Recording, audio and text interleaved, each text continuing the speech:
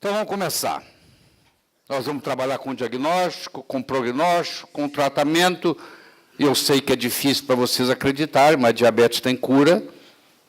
Tá? Nós temos, inclusive, um colega aqui dentro da sala curado, que vai poder, depois eu vou deixar ele falar. Mas é isso aí. Você não está acostumado com isso. Você está acostumado a tratar para o resto da vida. Mas eu quero dizer para você que o enfoque aqui hoje vai ser totalmente diferente. Levam-se 24 horas para se completar uma volta. A Terra gira em volta dela. Chama rotação.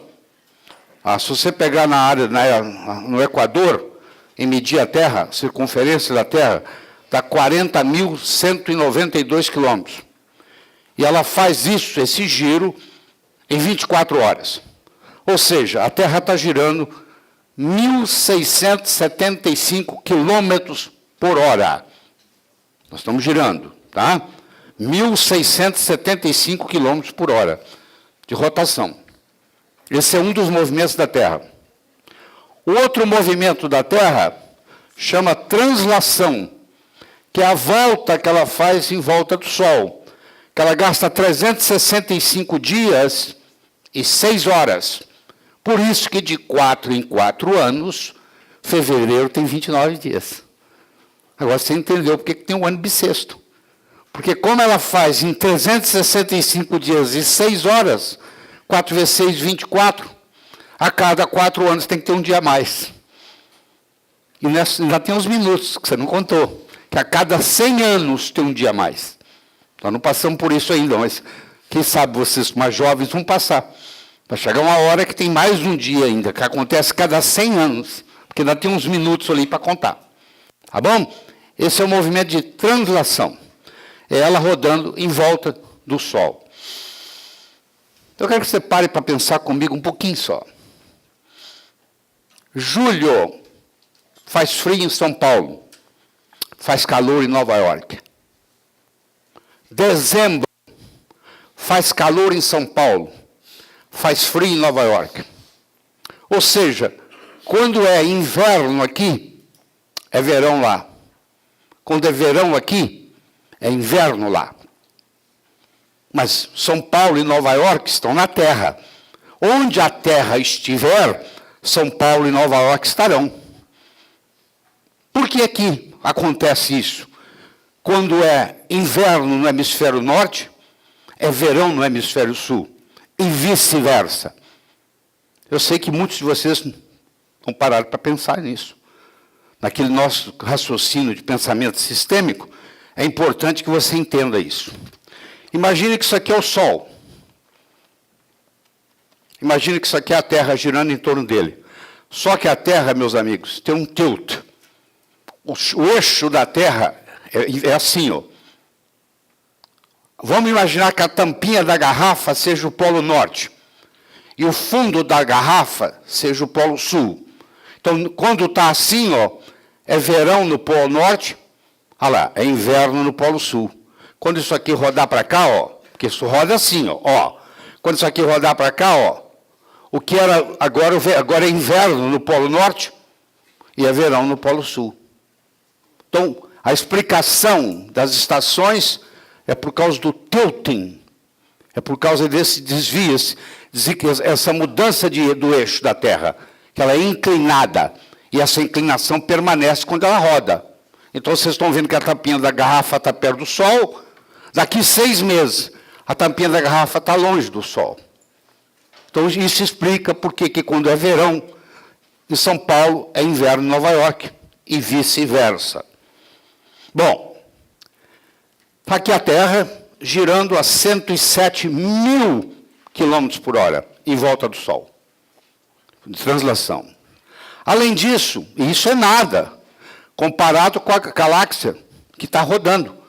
A galáxia láctea está rodando o universo. E ela roda a 810 quilômetros por hora.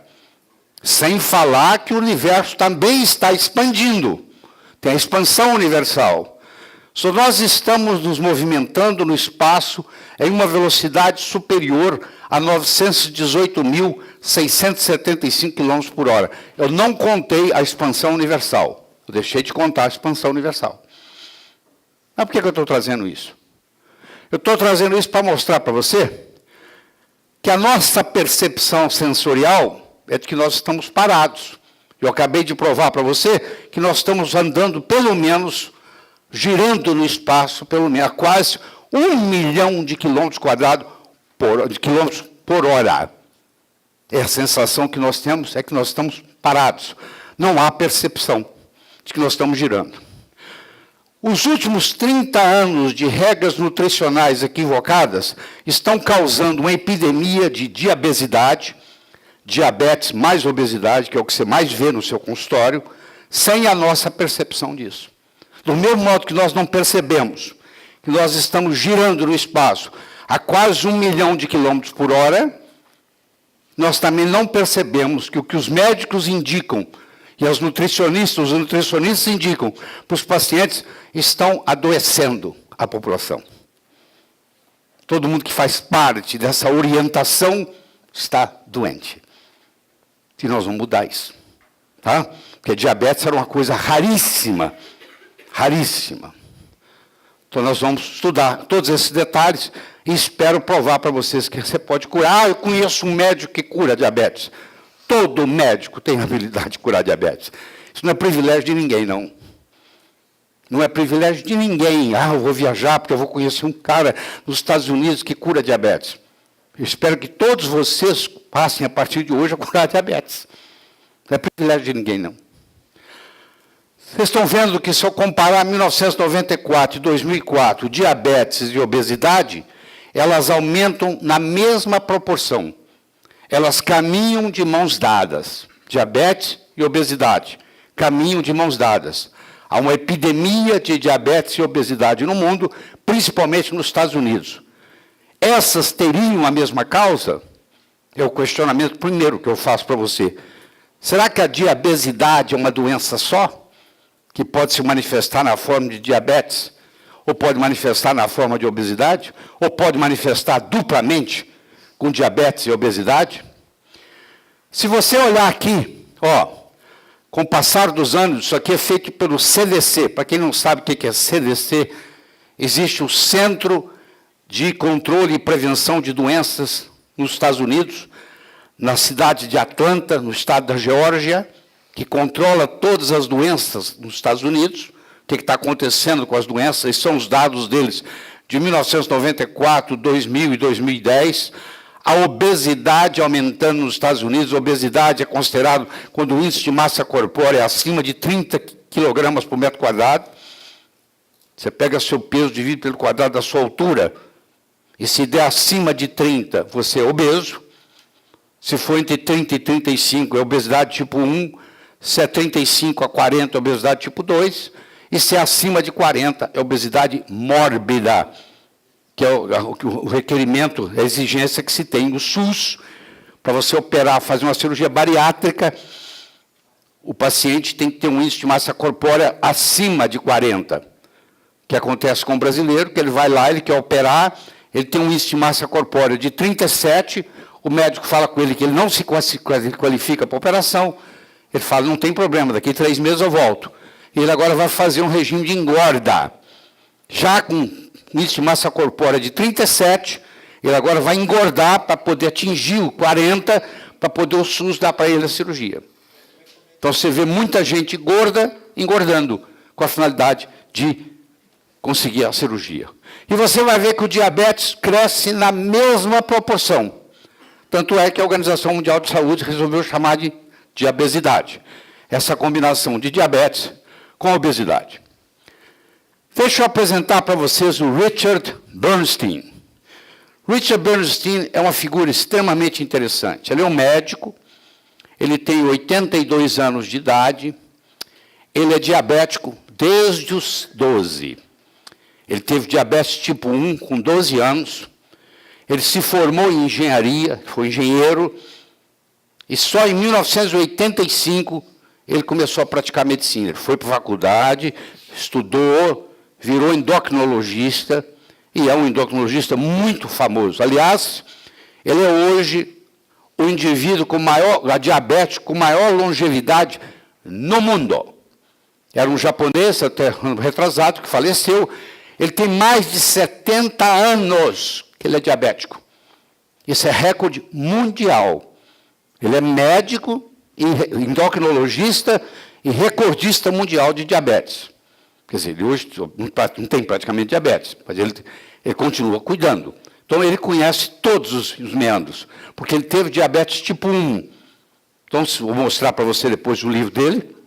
Se você realmente quiser saber Diabetes Solution, que é o nome do livro dele, você vai lá, um livro de 400 e poucas páginas, que tem a explicação de tudo sobre diabetes, porque não só ele ensina para os outros, como ele cuidou de si mesmo por 70 anos com diabetes tipo 1. Recordista mundial, o cara que de maior longevidade até hoje no mundo, conhecido, que tem diabetes, por mais tempo. Tá? Então, além de ele ser médico, ele é paciente. Então, vamos respeitar muito. Eu vou citar muita coisa dele aqui nessa conversa. Ele diz o seguinte: 1 em cada 3 crianças nascidas nos Estados Unidos, a partir do ano 2000, irá desenvolver diabetes durante a vida. Você vê que coisa absurda. 1/3 dos americanos estão caminhando para ser diabético. Isso é um problema muito sério, isso traz um custo para o país absurdo, uma queda de produtividade absurda, sem falar que o indivíduo com diabetes muitas vezes não tem a mesma habilidade intelectual do que um indivíduo sem diabetes. 25% dos americanos entre 65 e 74 anos são diabéticos tipo 2. E, por incrível que pareça, 25% dos adolescentes obesos americanos também são diabéticos tipo 2. Antigamente, tipo 1 era juvenil e tipo 2 era adulto. Hoje já não podemos fazer essa classificação mais, porque 25% dos adolescentes americanos têm diabetes tipo 2. Não espera nem chegar à idade adulta. Então, isso é um problema epidêmico muito sério, combinado com a obesidade. É muito difícil você atender um dia de consultório que não entre 1 ou 2, 3 pacientes no seu consultório com diabetes. Então, trate esse assunto com muito carinho, porque você vai ser muito útil para você a partir da segunda-feira. O genoma humano não sofreu modificações detectáveis nos últimos 20 mil anos. Nós temos o mesmo genoma da era paleolítica. Não mudou nada. O nosso genoma, o nosso DNA é o mesmo. Tá? Nos últimos 100 anos, houve um aumento explosivo de inúmeras doenças degenerativas, principalmente câncer, diabetes, infarto do miocárdio, etc. Bom, então você não pode culpar isso à genética, porque o genoma não mudou. Essas doenças não existiam.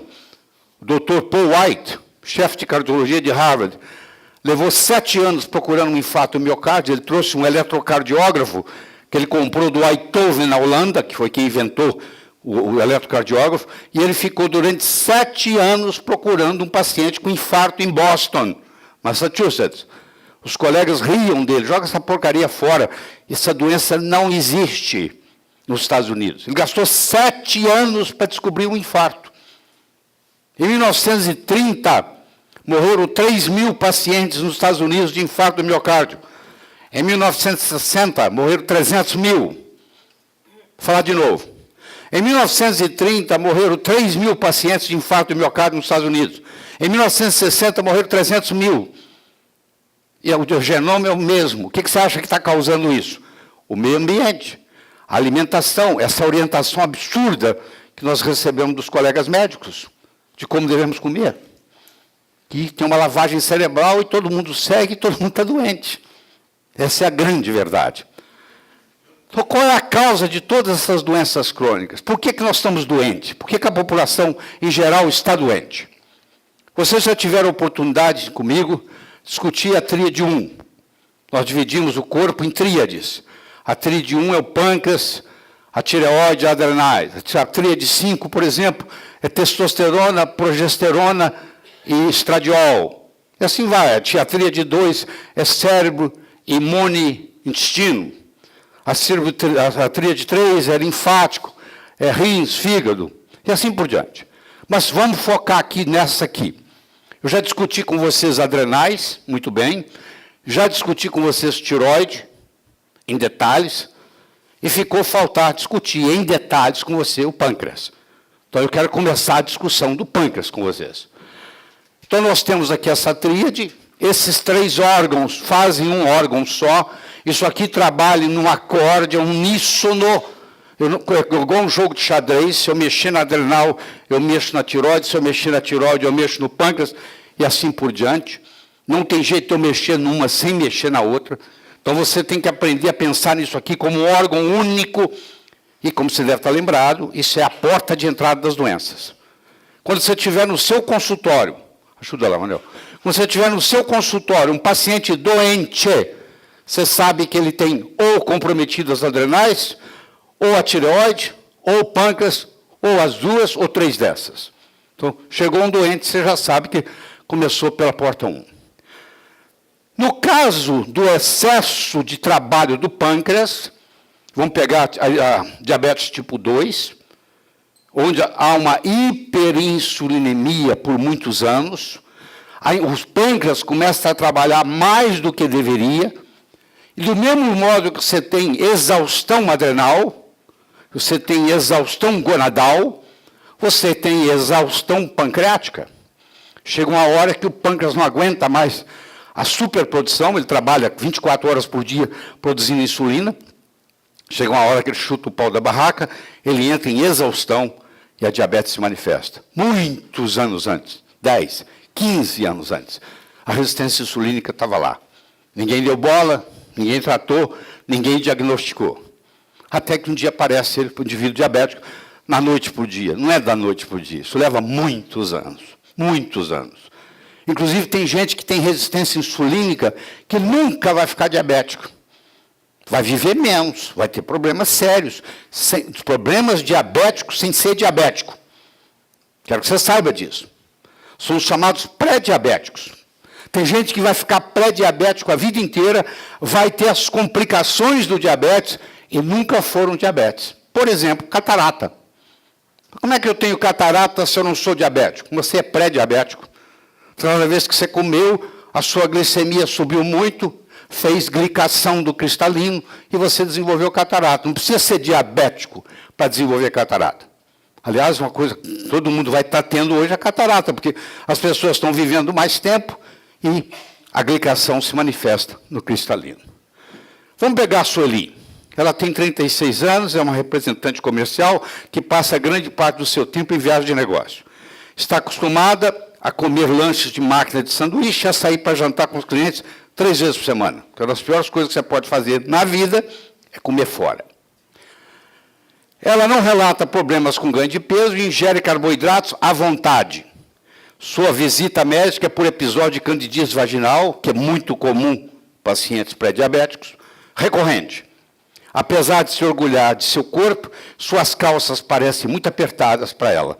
Ela diz que não é obesa, mas você vê que ela tem um certo grau de sobrepeso.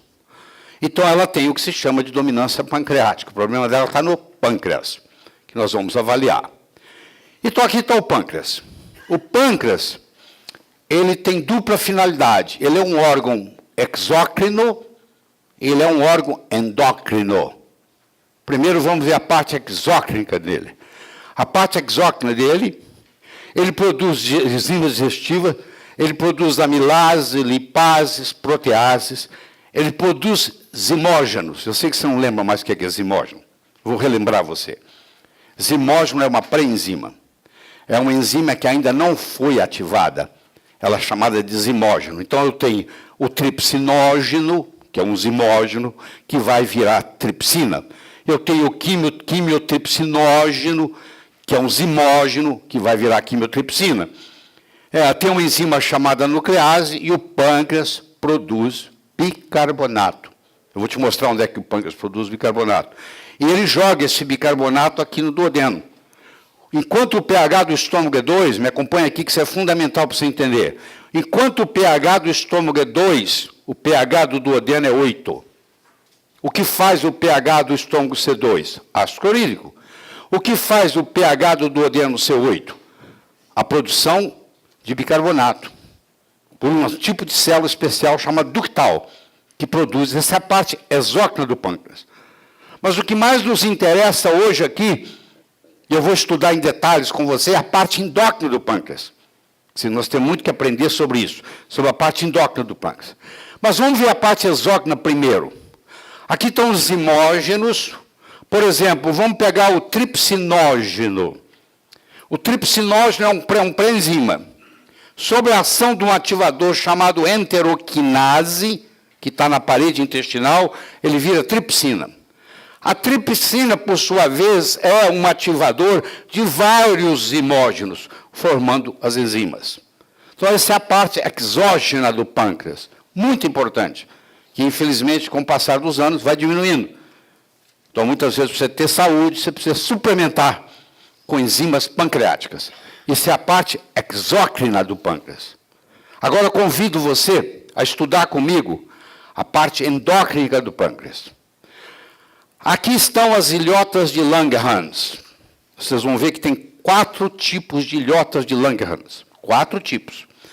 E aqui estão as células acinares e as células ductais, que fazem parte do pâncreas exócrino. A célula ductal, por exemplo, é a célula que produz bicarbonato. Mas vamos focar nas ilhotas de Langerhans. Foi Paul Langerhans, tem um S no final, que era um biólogo, pesquisador alemão, que descobriu isso. Então, aqui estão as ilhotas de Langerhans. Eu tenho a alfa, aqui, ó, que produz glucagon, que tem efeito oposto da insulina. Enquanto a insulina vai, o glucagon está voltando. Enquanto um diminui a glicemia do sangue, o outro aumenta a glicemia. Se eu tiver hipoglicemia, o glucagon aparece para me trazer glicose. Se eu tenho hiperglicemia, a insulina aparece para eu diminuir a glicemia. Então, eles têm efeitos opostos. E aqui ele é produzido, é o glucagon. É produzido aqui nas células betas 2 hormônios importantes. Um, você conhece, chama insulina. E o outro eu não apresentei para você ainda, chama amilina, que muitos de vocês vão conhecer pela primeira vez. Daqui a pouco a gente fala dele.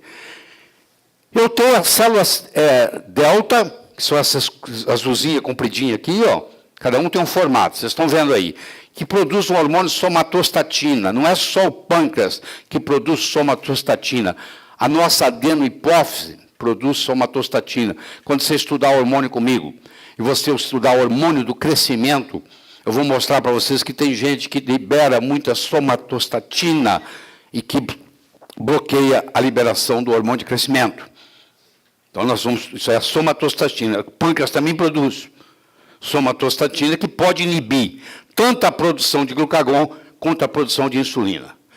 Eu tenho aqui as células chamadas, antigamente, até uns 4 anos atrás, nós chamávamos essas células de célula F. Hoje mudou o nome. Chama célula PP. Por que PP? Porque é o polipeptídeo pancreático. Então, elas produzem, tem uma ação importante no metabolismo, nós vamos ver depois, que é as células PP. E agora eu quero apresentar para vocês a amilina.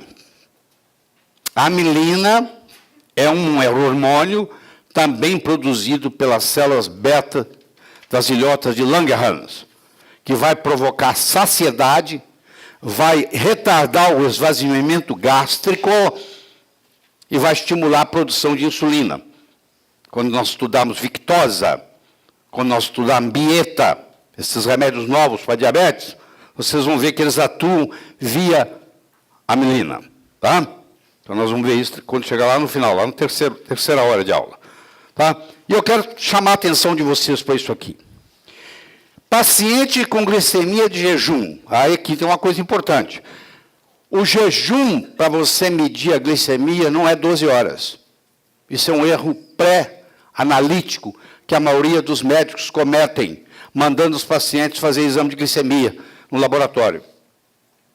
Se eu fizer um jejum de 12 horas, essa glicemia já não é a glicemia em jejum conhecida. Essa é uma glicemia de 12 horas. A glicemia que você tem dos laboratórios tem que ser feito 8 horas. O lipidograma tem que ser 12. Mas, para você ver triglicérides. Mas, para ver glicemia, tem que ser 8. O que eu quero dizer com isso? Pode ser que você tenha hiperglicemia, mas o seu exame de jejum não deu, porque você ficou 12 horas sem comer. Se você tivesse ficado só 8 horas sem comer, ia mostrar que você já tinha hiperglicemia. Como você tem esse erro pré-clínico, pré-analítico, chamado, você não sabia desse detalhe, muitos pacientes seus que já está com a glicemia aumentada em jejum, não mostra, porque ele ficou 12 horas sem comer. Detalhezinho importante, mas fundamental para você entender tudo isso. Bom, deixa eu trazer os números para cá, para a gente poder facilitar o nosso raciocínio. Eu tenho aqui a pessoa normal, eu tenho aqui a pessoa pré-diabética, eu tenho aqui a pessoa diabética. A pessoa normal, pela Associação dos Diabéticos, Associação American Diabetic Society, Associação dos Diabéticos Americanos, ele diz que tem que ser a glicemia em jejum tem que ser menos de 100. E a glicemia, depois de uma prova de tolerância à glicose, tem que ser menos de 140. Isso é uma pessoa, entre aspas, normal. Não é otimizado, mas é normal. Isso é que a medicina aceita. A medicina diz assim, numa glicemia, uma glicemia depois de 8 horas de jejum, ela tem que estar menos de 100. Se você der 75 gramas de glicose em 300 ml de água e mandar a pessoa tomar isso, e marcar 2 horas, e fizer até 2 horas, faz com 30 minutos, com 1 hora, com 2, tem que dar menos de 140. O máximo que pode dar é 139. E o máximo que pode dar aqui é 99. Por outro lado, se a minha glicemia em jejum estiver acima de 125, ou a minha glicemia, depois de uma prova glicêmica de tolerância à glicose, estiver acima de 199, eu estou diabético. Então, é fácil você guardar. Aqui eu sou normal, aqui eu sou diabético. O que ficar no meio é pré-diabético. É só você fazer o cálculo na hora. O que é o pré-diabético? É o que está entre 100 e 125. Aqui. E está entre 140 e 199 aqui. Esquece o pré-diabético, senão você não guarda nada. É preciso você guardar isso na cabeça. Você não pode ser um médico para você olhar. Você tem que falar assim, ó, o paciente para estar normal, ele tem que ter menos de 100 em jejum e menos de 140 na curva glicêmica. A qualquer momento da curva glicêmica. E se ele, para determinar que ele é diabético, eu vou fechar o diagnóstico. Se ele tiver uma glicemia em jejum de 125, mais de 125, ou seja, 126 para frente, e a qualquer momento que eu fizer uma curva glicêmica, aparecer nele, nas próximas 2 horas, uma glicemia acima de 200 para cima, acima de 199. Isso caracteriza. Então, eu tenho normal, eu tenho pré-diabético, eu tenho diabético. Como eu disse, muitos pacientes seus vão ficar a vida inteira aqui, ó, e vão morrer mais cedo. Porque você não entende o valor do pré-diabético. Porque como eles estão preocupados com isso aqui, que já é muito, você fica esperando chegar aqui para cuidar. Enquanto isso, eles ficam a vida inteira aqui, a proteína, a hemoglobina glicosilada está alta, eles têm todos os problemas de glicose, envelhece a pele, enruga mais cedo, morre mais cedo, tem mais infarto, e nunca foi diabético. Foi a vida inteira pré-diabético. Bom, voltando aqui, vamos lá. Então, eu tenho a parte exócrina, essa amarelinha, que é onde estão as células acinares, são as células que produzem as enzimas digestivas, lipase, amilase, protease, e as células ductais, que produzem o bicarbonato. Depois nós podemos explicar o mecanismo por que tem que produzir bicarbonato.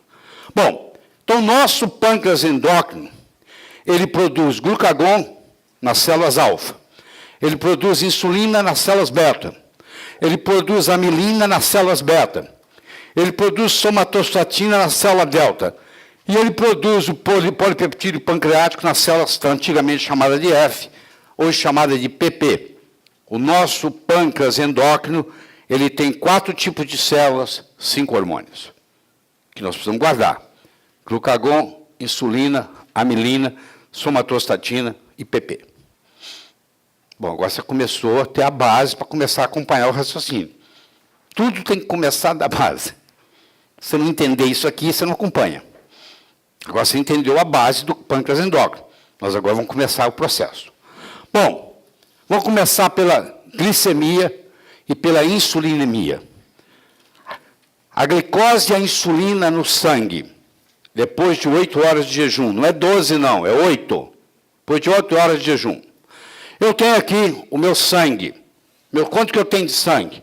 Depende do meu tamanho, depende do meu volume, mas em torno de 5 litros. Média, se nós fizermos a média nossa aqui, vai dar 5 litros, pode ser 3,5 a 7. Mas se você fizer média, um ser humano, adulto, médio, tem 5 litros de sangue.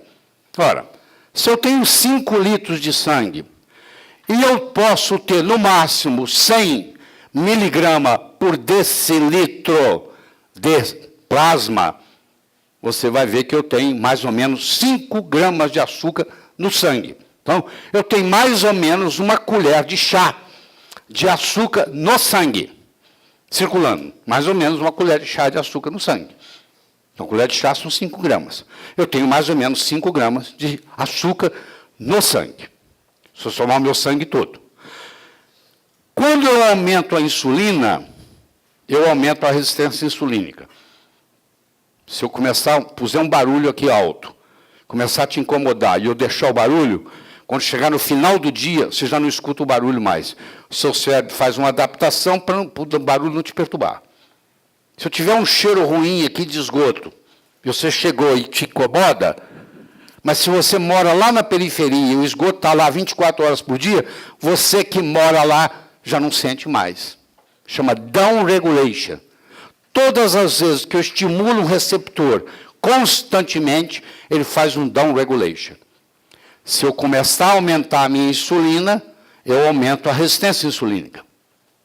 O que causa a resistência insulínica? Aumento da insulina. Aumento da insulina causa resistência insulínica, que causa aumento da insulina, que entra num ciclo vicioso e vai terminar no diabetes. Então eu sei que é difícil você entender, mas vai entender agora.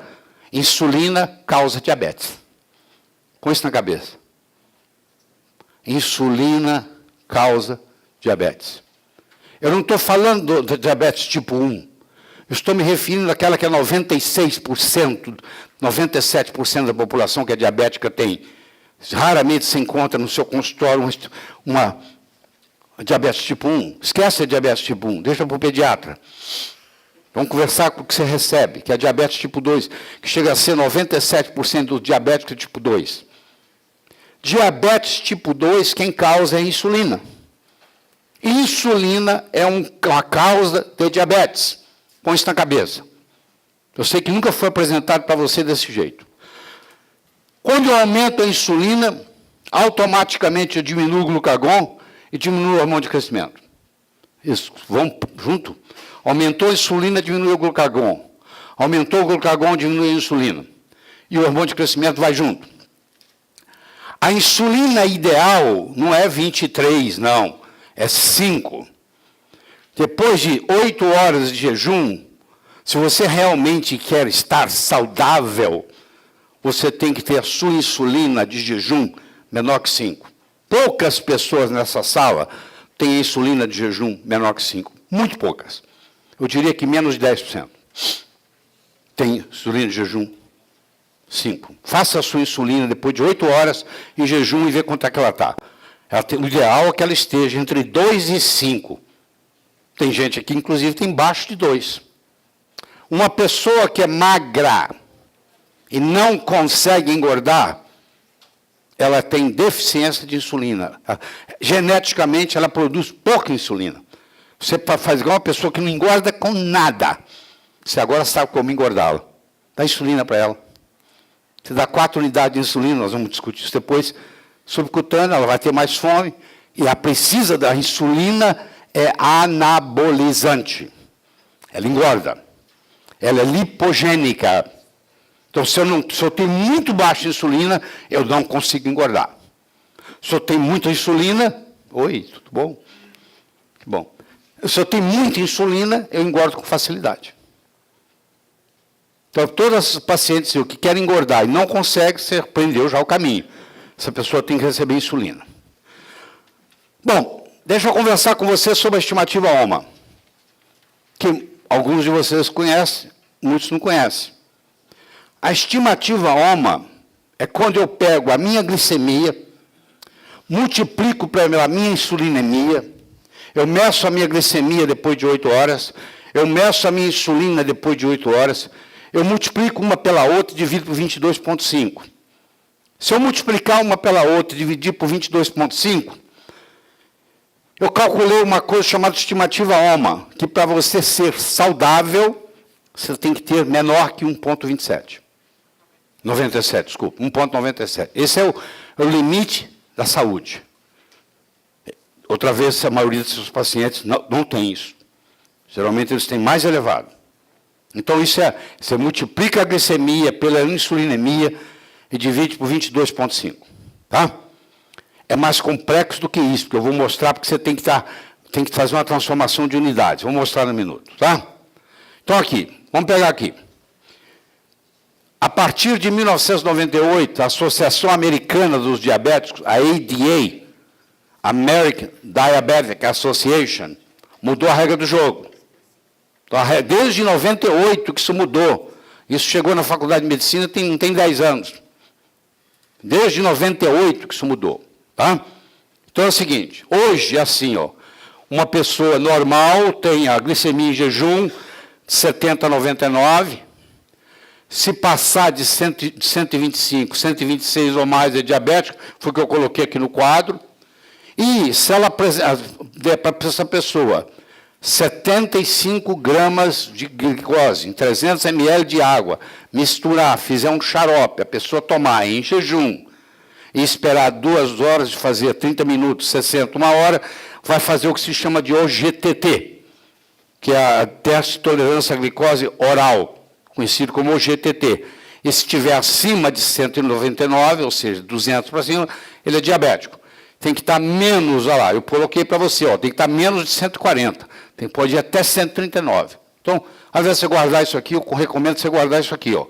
O normal é menos de 100, e depois da OGTT, menos de 140, e, para ser diabético, o diagnóstico fecha se tiver mais de 125 em jejum, e mais de 199 depois do teste de tolerância à glicose, que é 75 gramas de glicose em 300 ml de água tomado de uma vez. Muito bem. Está aí. Ó. Ficou claro isso? Muito bem. Teste de tolerância à glicose, solução de glicose, 75 gramas de glicose em 300 ml de água. A diabetes, quando é mais de 125 em jejum e mais de 199 2 horas após o GTT. Esse é o padrão da ADA, que é a Associação Americana. Se a pessoa não está doente, sem doença, não quer dizer que está saudável não, tá? Não estar doente não é sinônimo de estar saudável. Sem doença, ela tem que ter menos de 100 em jejum e menos de 140 após qualquer momento, até 2 horas do teste de tolerância à glicose. Muito bem. Deixa eu conversar com você sobre índice glicêmico. Uma coisa é índice glicêmico, a outra coisa é carga glicêmica. Índice glicêmico é o seguinte, o quanto que a glicemia vai subir depois que eu ingerir 100 gramas desse alimento. Isso é índice glicêmico. O índice glicêmico se divide em 3. Baixo, médio e alto. Se o índice glicêmico for menos de 55% do padrão ouro, que é a glicose, que é 100%, eu tenho um alimento com índice glicêmico baixo. Se ele tem um índice glicêmico de 56, 69, ele é médio. E se ele tiver um índice glicêmico acima de 70, ele é alto. E eu tenho uma coisa chamada carga glicêmica. A carga glicêmica, menos que 10, ela é baixa, de 11 a 19, ela é média, e acima de 20, ela é alta, que é o que realmente interessa. Vou dar um exemplo para você. Vamos pegar a melancia. A melancia tem um índice glicêmico de 72. Se você olhar aqui o índice glicêmico da melancia, você vai dizer, mas a melancia não pode ser ingerida porque ela tem um índice glicêmico alto. Mas em compensação ela tem 4 de carga glicêmica. Eu multiplico 72 vezes 4, dá o total. Você vai ver que ela é melhor que a maioria dos alimentos. Então, apesar da melancia ter um índice glicêmico alto, como ela tem uma quantidade de açúcar pequena, proporcional em 100 gramas, ela é um alimento saudável. Então, primeira desmistificação que nós temos que fazer. Não, você não pode ir só pelo índice glicêmico, você vai quebrar a cara. Eu vou te mostrar que você vai quebrar mais a cara ainda na hora que eu mostrar aqui os exemplos. Então, você entendeu o que é índice glicêmico, que é a carga glicêmica, é a quantidade de glicose contida em 100 gramas daquilo que você vai comer. E quando você multiplica um pelo outro, vai dar o fator que vai ajudar ou prejudicar. Então, aqui, por exemplo, a glicose é padrão, não é sacarose, não. Sacarose é açúcar de mesa. Sacarose é glicose mais frutose. Eu tenho que usar a glicose pura. A glicose pura, o índice glicêmico é 100. A batata assada é quase igual a glicose, aqui é 93. O abacaxi é 66, a banana é 55. A batata doce é 54, a laranja é 44, a maçã é 38, o leite é 27. Eu não estou recomendando leite, estou dizendo desse ponto de vista de índice glicêmico, ele é 27. Sob esse parâmetro. Muito bem. Eu vou apresentar para vocês aqui 4 alimentos. Eu vou apresentar uma banana, eu vou apresentar uma barrinha dessa de chocolate Snickers, vou apresentar para você uma colher de sopa de açúcar refinado, sacarose, e vou apresentar para você uma fatia de pão integral. Imagine que caísse na prova, você tinha que ter que colocar em ordem qual é o alimento que tem menos índice glicêmico e qual alimento que tem mais índice glicêmico. Então, deixa eu ajudar você aqui. O índice glicêmico da banana é 54. O índice glicêmico do Snicker é 55. Você deve estar lembrado, que eu vou mostrar de volta aqui, só para você ver, ó, 55 aqui, ó. 55 é índice glicêmico baixo. Então, você vê que índice glicêmico não é critério para nada. Isso aqui é um junk food e o índice glicêmico dele é 55, é baixo. A sacarose não é a glicose é 100. A sacarose, o índice glicêmico dela é 68. E a fatia do pão é 71. Já está alto. Então, olha só, do ponto de vista de índice glicêmico, uma fatia de pão é pior do que açúcar puro. Que é pior do que esse Snicker. Que é pior do que a banana. Mas eu não posso levar em consideração só o índice glicêmico. Eu tenho que levar em consideração a carga glicêmica e os outros ingredientes presentes lá, porque aqui pode ter um conservante que seja veneno. Eu não posso usar só isso. Mas é comum, no tratamento do diabetes, o médico orientar para ele que ele não coma produtos com alto índice glicêmico, que faz sentido. Tá? Aqui tem um bagel. Quanto de açúcar há em um bagel? Para surpresa de vocês, 21 gramas. Que é 4 vezes a quantidade de açúcar que você tem no sangue. Um bagel tem 4 vezes a quantidade de glicose que você tem no sangue. Parece um inocente de um bagel. Como 3. Entendeu? Parece inocente. Olha a quantidade de glicose que tem. Isso é que tem que ser explicado para o paciente. Tá? Quanto mais curta a cadeia do carboidrato, mais doce será o seu sabor e maior será o seu índice glicêmico. Dr. Richard Bernstein, eu prometi para vocês que eu vou trazer o nome dele várias vezes aqui, porque não só ele é médico, endocrinologista, como é o recordista mundial, o cara que mais tempo tem com diabetes. Tem mais de 70 anos que ele é diabético, diabetes tipo 1. É a maior sobrevivência no mundo registrado de diabetes tipo 1 no mundo, é ele. Ele começou como engenheiro depois que ele fez medicina. Ele começou a praticar medicina em tecnologia a partir de 85. Todas as bebidas alcoólicas, com exceção do gin e da vodka, têm um índice glicêmico alto. Então o paciente pergunta, doutor, posso tomar? Você é diabético? Então só o gin e a vodka que tem índice glicêmico baixo. Estou aconselhando você tomar também não. Eu estou dizendo que tem índice glicêmico baixo. Todas as outras têm índice glicêmico elevado. Vamos entender esse mecanismo aqui. A glicose chegou no sangue. De onde que ela vem? Você ingeriu ela. Se você ingere açúcar, sacarose, vira glicose e frutose. Ela pode vir de proteínas. Esse é outro detalhe que muitos médicos não entendem. Que no fígado, no intestino e nos rins, proteína vira glicose. Principalmente os chamados aminoácidos glicogênicos, que nós vamos estudar no minuto. A glicose, a curto prazo, ela é armazenada na forma de glicogênio, no fígado e no músculo. A longo prazo, ela é armazenada na forma de triglicérides, principalmente no tecido adiposo. No fígado também. Aí chama o fígado gorduroso. De onde veio o fígado gorduroso? Não é de gordura, não. Não é que você comeu gordura, não. É que você ingeriu carboidrato. Carboidrato leva a fígado gorduroso. Carboidrato em excesso leva a esteatose hepática, que é a doença que mais cresce no mundo hoje. Porque todo mundo está ingerindo carboidrato demais. Então, esse glicogênio vai para o fígado e vai para os músculos. Nós temos mais ou menos em torno de 2.000 calorias de glicogênio armazenado no corpo. Só para você ter uma ideia, você tem mais ou menos 40.000 calorias de triglicérides armazenados no corpo, sem ser obeso. Um atleta, ele tem 40.000 calorias de triglicérides armazenado e ele tem apenas 2.000 calorias de glicogênio armazenado. Tá? E aqui, a glicose vai virar gordura. A curto prazo, a glicose vira glicogênio. A longo prazo, ela vira gordura. E o glucagon faz o contrário da insulina. A insulina faz a glicose virar glicogênio e o glucagon faz uma coisa chamada glicogenólise. O que é glicogenólise? É eu quebrar o glicogênio em glicose. Chama glicogenólise. Tá? E a proteína, existe um grupo de aminoácidos. Eu vou simbolizar aqui pela alanina e a glutamina, que são as duas principais, mas existe uma série, não são os únicos, são conhecidos como aminoácidos glicogênicos. Eles podem ser transformados em glicose. Ou seja, um paciente diabético mal orientado, que o médico diz para ele que ele pode comer a quantidade de proteína que ele quiser, que é mentira, ele passa a comer muita proteína e ele passa a ter a glicose elevada. Ele fala, doutor, como é que pode? Eu não como carboidrato e a minha glicemia está alta. Por quê? Porque ele está comendo muito aminoácido glicogênico.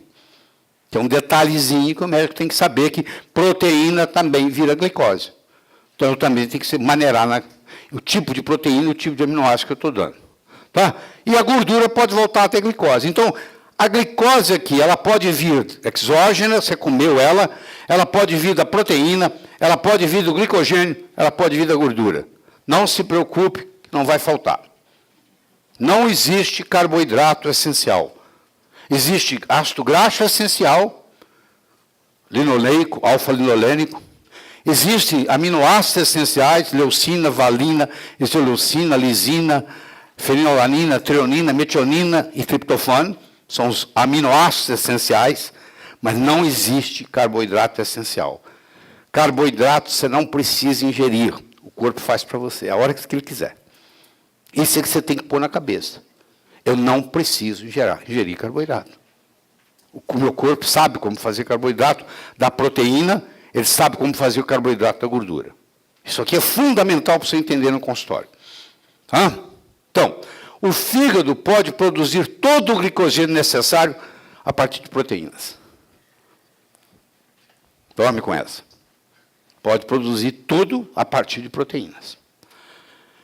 Bom, se eu tenho a glicemia elevada, picou, eu faço um fenômeno chamado glicação. Todas as vezes que uma proteína se junta com açúcar e calor nós já temos, 36,6 é a nossa temperatura corporal, então junta a minha proteína, que no caso é a hemoglobina, que está carreando o meu oxigênio, e eu vou e faço um almoço, onde eu como muito carboidrato, a minha glicemia sobe, eu entro num quadro diabético durante aquele período. Tem gente que é diabética 5 horas por dia, porque não sabe comer, ingere carboidrato demais no almoço ou no jantar, e sobe a glicemia. A glicemia sobe. Aí ela junta, forma os produtos avançados de glicação, que é chamado RAGE. Esses produtos avançados de glicação, eles têm um receptor, que é chamado RAGE.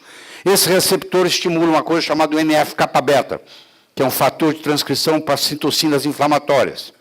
Tudo aquilo que estimula o NF-kappa-beta provoca inflamação. Tudo aquilo que bloqueia NF-kappa-beta trata inflamação. Então, isso aqui produz inflamação. Essa inflamação agora faz você ter um envelhecimento acelerado, mesmo não sendo diabético. Se eu como carboidrato demais, mesmo não sendo diabético, eu envelheço mais prematuramente, porque esses RAGE dão cross-link e fazem ruga na pele.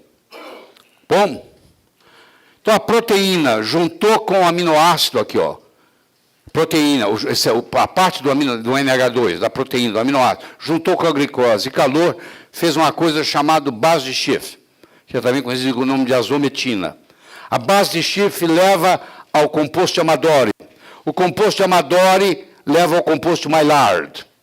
Isso agora é irreversível. E produtos finais de glicação avançada vão ativar o receptor RACE, estimulando o NF-kappa beta e fazem o crosslink, ligação cruzada irreversível. Tá? Agora, eu tenho chamado desglicantes. Eu vou para uma festa, eu quero comer carboidrato, eu tomo 500 miligramas de L-carnosina antes de ir para a festa. O que acontece? Se eu tomei a L-carnosina, que é um desglicante, eu não vou, mesmo que a minha glicemia suba, eu não vou glicar. Eu não vou envelhecer por causa daquela festa. Mesmo que eu tenha abusado do carboidrato. Então, L-carnosina aqui, ó, um antiglicante ou um desglicante. Existiu, não sei se ele está vivo ainda, um oftalmologista russo que viajava pelo mundo ensinando as pessoas a tratar a catarata com L-carnosina. Ele fez um colírio a 1% de L-carnosina, que não é farmácia de manipulação comum que faz, você tem que procurar uma farmácia de manipulação que trabalha com injetável, porque as farmácias de manipulação que não trabalham com injetável são proibidas de fazer isso, porque isso é estéril, é igual injetável, tem que ser farmácia que trabalha com produto estéril. Então, elas fazem para você um colírio, L-carnosina, 1%, uma gota em cada olho, até acabar a catarata. Então, ele mostrou, esse oftalmologista russo viajava num navio, um navio de tratamento, de médico, ia mostrando para as populações das ribeirinhas como tratar a catarata usando a L-carnosina. Ele fornecia o remédio de presente. Entendeu? Então, isso é um desglicante. Deixa eu perguntar, professor, a sensação de fome após você comer proteína, o senhor está falando que comer muita proteína, né, vira o açúcar, né, o organismo. O que a gente pode fazer? O paciente come a proteína e não satisfaz. A fome a proteína virar glicose não é imediato. Isso gasta 3, 4 horas às vezes. Entendeu? Não é uma coisa imediata. Tá bom? O que a gente poderia fazer? Você tem que usar proteína que não tem aminoácidos glicogênicos, tá? Ou você pode usar, nós temos o Mix Right, que é a opção que você tem, que não dá isso aí. Entendeu? Aqui está um dos valores do Mix Right. Você pode dar o Mix Right para o diabético à vontade, 2 a 3 envelopes por dia, sem problema nenhum, que não vai ter nenhum problema de glicação. Tanto é que você vai medir, você vai ver que não aumenta a ureia, não aumenta a creatinina, não aumenta as transaminases hepáticas e não aumenta a hemoglobina glicada. Era para ser chamada de glicada, mas a maioria chama de glicosilada. Os dois termos estão certos. O ideal, existe um clube nos Estados Unidos chamado Clube dos 5%. São pacientes diabéticos que procuram manter a hemoglobina glicosilada em torno de 5%. Por isso chama Clube dos 5%. Sei lá, tem milhares de pessoas. E cada um dá a dica para o outro, como é que faz para não subir. Porque a hemoglobina glicosilada, ela vira uma peça inútil, que não carrega mais oxigênio, ela vai viver 120 dias, como ela vive, mas vai ficar ali inútil. É uma peça velha circulando no seu sangue, sem nenhuma utilidade. Quanto maior for o percentual de hemoglobina glicosilada no seu sangue, menos você vai viver. Mais acidente vascular cerebral você vai ter, mais infarto do miocárdio você vai ter, mais câncer você vai ter. Então, a pessoa que, por exemplo, vai fazer um exame amanhã, ela quer mostrar que o sangue dela está bom, ela fica uns 2 dias sem comer, ela chega lá, a glicemia está uma beleza, mas a glicosilada não deixa mentir, porque a glicosilada te dá principalmente as 2 últimas semanas, podendo chegar a 120 dias, que é a longevidade de uma hemácia. Mas o sério mesmo são as 2 últimas semanas. Ou seja, uma pessoa para baixar a hemoglobina glicosilada, ele tinha que ficar 2 semanas, pelo menos, sem comer carboidrato. E ele não sabe disso. Ele quer enganar, então ele só não come glicose por uns 3 dias, mas a hemoglobina glicosilada acusa isso. Pode perguntar. Espera aí, deixa eu chegar o microfone, porque estão gravando. Oi. Considerando que a maioria de nós, às vezes, não tem muito tempo de estar se alimentando nas horas adequadas, a cada 3 horas, eu pergunto para o senhor o seguinte: se nós não temos reservas de aminoácidos e nós não temos também, digamos, muitos médicos não têm conhecimento do mix right, qual o tempo mínimo que nós precisamos comer proteína? Cada quantas horas? Eu sei que você tem um conceito, que eu vou jogar por terra aqui hoje, seu, todo mundo, a maioria. Tem uma história que você tem que comer várias vezes por dia. Isso não é verdade. Isso é mentira. É o contrário. Quanto mais jejum intermitente você fizer, melhor para você. Porque o seu corpo aprende a trabalhar, queimar gordura. Lá na era paleolítica, não tinha açúcar, não tinha carboidrato. A pessoa arrancava uma raiz e olhe lá. Ninguém plantava milho, principalmente transgênico. Ninguém plantava soja, principalmente transgênica. Ninguém fazia isso. Então, você não tinha fonte de carboidrato. O que você fazia? Você matava o bicho, você tirava as vísceras e levava para casa. A carcaça você deixava lá para os animais do mato. Porque o nosso antecessor, o nosso paleolítico ancestral, ele queria a carne com gordura. Então, ele tirava as vísceras todas, levava para casa e deixava a carcaça magra lá para ser comido pelos bichos. Era o contrário. Hoje, se eu falar com você para você comer víscera, você fala, o que é isso? É um absurdo. Por exemplo, toda quarta-feira nós fazemos, faz para mim, bife de fígado na minha casa. Eu não sou o único, sou o único que como, né? Sou o único que como. Então, mas toda quarta-feira a empregada já sabe, ela faz bife de fígado para mim. Entendeu? Além de ter vitamina K, além de ter vitamina D, além disso aqui, tem uma série de propriedades, que são as vísceras, que não se come mais. Mas, hein? Então, qual a necessidade? Em quantas horas, mais ou menos? Quanto menos frequente você comer, melhor. Por muitos anos na minha vida, eu defendi uma teoria de que você tem que tomar o café da manhã igual a rainha, um rei, almoçar igual um príncipe, uma princesa, jantar como pobre. Trabalhos que eu vou te mostrar aqui de 2013 me fizeram mudar de ideia. Eu vou mostrar ainda nessa manhã trabalhos mostrando o seguinte, que quanto mais tarde você tomar o seu café da manhã, melhor. Aliás, se você não tomar o café da manhã, é melhor do que se você tomar. Isso, eu tive que engolir essa, porque se você gravar minhas coisas, você vai ver que lá atrás eu falava muito disso. Não falava até na televisão. Acho que a Eliana está escutando isso pela primeira vez. Mas eu fui estudar trabalhos recentes, agora, 2013, 2014, e eles jogaram essa teoria por terra, não o contrário. Aquela pessoa que não toma o café da manhã, ela tem muitas horas de jejum, então chama jejum intermitente. Se eu comi ontem às 6 da tarde e só vou ingerir hoje às 9 da manhã, eu passei 15 horas jejuando. Esse jejum intermitente faz o meu corpo aprender a usar gordura, ao invés de usar carboidrato. E quando eu aprendo a queimar gordura, faz muito bem para o meu corpo, para o meu coração, porque o coração, 70% da energia que ele usa vem de gordura, e principalmente para o meu cérebro.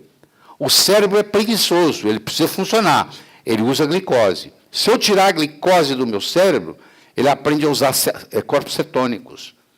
É a dieta cetogênica, que nós vamos discutir aqui, que trata, por exemplo, a epilepsia.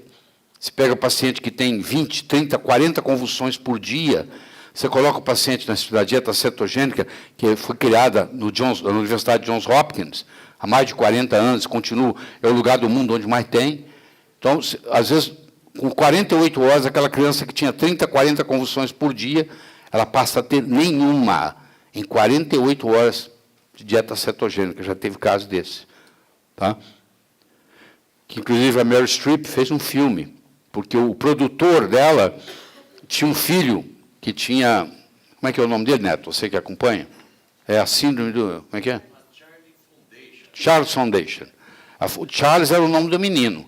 O Charles é filho de um produtor famoso, de Hollywood, e esse produtor levou o Charles em todos os neurologistas do mundo.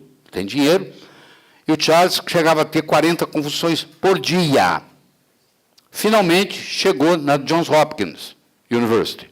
E lá tem é o único lugar no mundo que uma universidade tem toda a ênfase na dieta cetogênica. E o Charles entrou na dieta cetogênica. Com 48, 72 horas, ele não teve uma convulsão nenhuma. De 40, ele caiu para 0. Então, esse produtor, o Jimmy é o nome dele, ele foi na Meryl Streep e pediu ela para fazer um filme. Como é que chama o filme? Você lembra, não? Tinha sido operado. Isso. Mas no Johns Hopkins nunca teve nem esquecimento. Vem gente do mundo inteiro para o Johns Hopkins para aprender a dieta cetogênica. Se você entrar no Amazon.com, deve ter uns 10 livros bons sobre a dieta cetogênica. Inclusive, vou mostrar caso aqui. Mas, então é isso. É o filme, como é que chama o filme que a Meryl Streep? A Meryl Streep fez de graça. Tudo pelo seu filho em português. Tudo pelo seu filho. Então, você procura no YouTube que você vai encontrar a Meryl Streep fazendo o filme, tudo pelo seu filho. Que é mostrando isso. Ela fez, inclusive, sem cobrar nada. Que era amigo dela, e eles fizeram uma campanha que é a dieta que cura o diabético. O diabético você cura com dieta cetogênica, porque se você der dieta cetogênica para o diabético, ele não produz insulina. Ele não tem carboidrato para produzir insulina. Se ele não tem insulina, ele não tem resistência insulínica. Ele é curado. Eles pegaram um grupo de aborígenas australianos, descendentes de aborígenas, já comentei isso com vocês aqui, pessoas que os ancestrais eram índios do mato, da Austrália, os aborígenas, e pegaram um grupo, acho que de 20, diabéticos, todos, diabetes tipo 2, todos eles, levaram eles de volta para a floresta por 21 dias, e eles tinham que comer 3 semanas, comer a comida que os ancestrais comiam, porque ainda tem gente lá comendo essa comida, em 21 dias, todos, sem exceção, curaram da diabetes tipo 2. Diabetes tipo 2 é uma doença nutricional. Não se cura doença nutricional com remédio. Cura-se com nutrição. Então, essa é a mensagem que você vai ter que aprender aqui. Nenhum remédio resolve o problema do diabetes. O que resolve o problema do diabetes é uma doença nutricional que vai ser curada com abordagem nutricional.